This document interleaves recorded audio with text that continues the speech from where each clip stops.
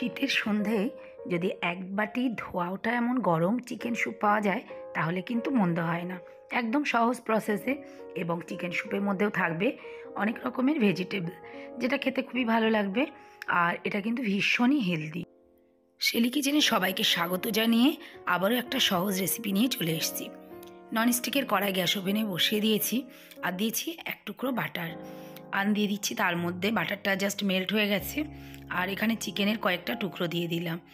চিকেনটা জাস্ট একটু নাড়াচাড়া করে এবারে দিয়ে দিচ্ছি এখানে আদা, রসুন এবং একটা পেঁয়াজ খুবই ছোট ছোট করে কুচিয়ে নিয়েছিলাম। সেটাও চিকেনের সাথে একটু নাড়াচাড়া করে নেব। জাস্ট হালকা একটু রোস্ট হবে। এখানে কালারগুলো কিন্তু একদম চেঞ্জ হয়ে ব্রাউন হয়ে যাবে না, তাহলে অন্যরকম ফ্লেভার চলে আসবে। জাস্ট একটু কাঁচা কাঁচা ভাব থাকবে। আর তার সাথে আমি দিয়ে দিচ্ছি বেশি পরিমাণে জল। আর জলটা অবশ্যই আমি গরম জল ব্যবহার করেছি এবং স্যুপটা আমি যতটা রাখবো সেই অনুযায়ী জলটা আমি দিয়ে দিচ্ছি একেবারে। বারবার কিন্তু কাঁচা জল দেওয়া যাবে না। আর দিয়ে দিলাম এখানে স্বাদ মতো লবণ দিয়ে ওটাকে ঢাকা দিয়ে আমি সিদ্ধ হতে চিকেনটা বসিয়ে দিলাম। আর এখানে নিয়েছি সবজি, বিনস, গাজর, একটা ছোট কাঁচা লঙ্কা, ক্যাপসিকাম এবং কয়েকটা মটরশুঁটির দানা। সবগুলো এখন ছোট ছোট করে কেটে নিয়েছি।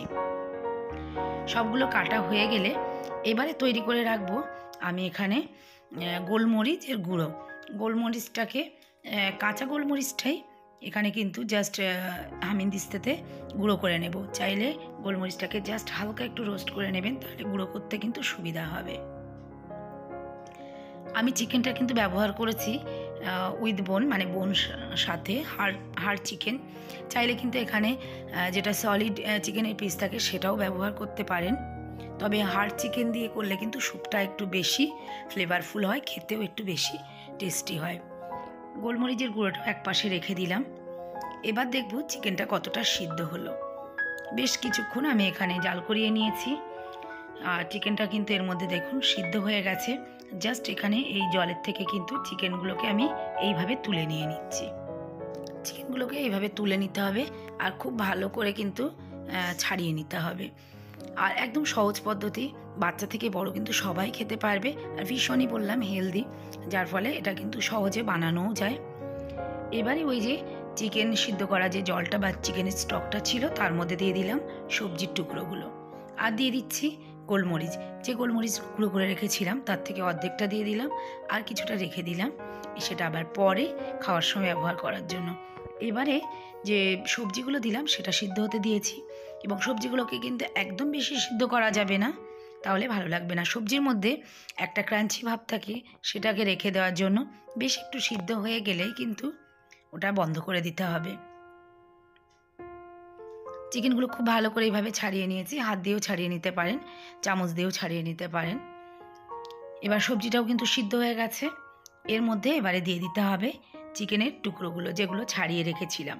চাইলে কিন্তু যে হাড়গুলো আলাদা করে রেখেছেন সেগুলোও কিন্তু দিয়ে দিতে পারেন।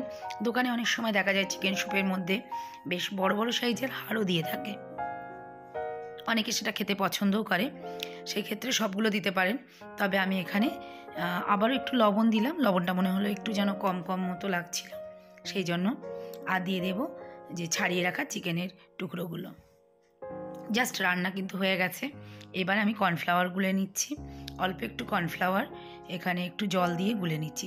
চাইলে কিন্তু কর্নফ্লাওয়ার আমি 1 থেকে 1.5 চামচ নিয়েছিলাম, এখানে কিন্তু 2, 2.5 বা 3 চামচ মতো ছোটো চামচের নেওয়া যেতে পারে, তাহলে স্যুপটা বেশ একটু ঘন ঘন হবে। তবে আমাদের সবাই একটু হালকা বা পাতলা স্যুপটা খেতে বেশি পছন্দ করে, ওই জন্য কিন্তু আমি একটু পাতলা পাতলা করেই স্যুপটা রাখবো।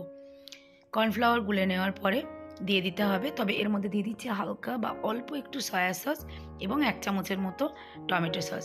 টমেটো সস আর সয়া সসটা দিলে কিন্তু ফ্লেভারটা একটু আলাদা হয় এবং কালারটা হালকা একটু লাল আসবে। গুলে রাখা এখানে যে কর্নফ্লাওয়ারটা ছিল সেটাকে অল্প অল্প করে দিয়ে দিচ্ছি আর এইভাবে নেড়ে দিচ্ছি, তা না হলে কিন্তু কড়াইয়ের নিচেতে লেগে একদম দলা পাকিয়ে যাবে। আস্তে আস্তে কিন্তু স্যুপটা হালকা একটু ঘন হয়ে আসবে, বেশ ঘন হবে না কিন্তু হালকা একটু ঘন হয়ে আসবে। একদম জলভাবটা কেটে গিয়ে একটু ঘন এসছে, দেখতেও ভালো লাগছে। স্যুপ কিন্তু একদম রেডি খাওয়ার জন্য এবং এটাকে প্লেটিং করার জন্য। এবার একদম উপর থেকে দিয়ে দিলাম অল্প একটু গোলমরিচের গুঁড়ো, যাতে একটু ঝাল ঝাল ভাবটা আসে, আর সামান্য একটু বাটারও লাস্টে দিয়ে দিলাম। বাটারের জন্য কিন্তু স্যুপটা খেতে একটু বেশি ভালো লাগে। তবে কেউ চাইলে কিন্তু এটা স্কিপ করে দিতে পারেন। আর অল্প একটু টকটক ভাব আসার জন্য দিয়ে দিচ্ছি সামান্য একটু লেবুর রস। লেবুর রসটা অবশ্যই দেওয়ার চেষ্টা করবেন, তাহলে কিন্তু খেতে একটু বেশি ভালো লাগবে।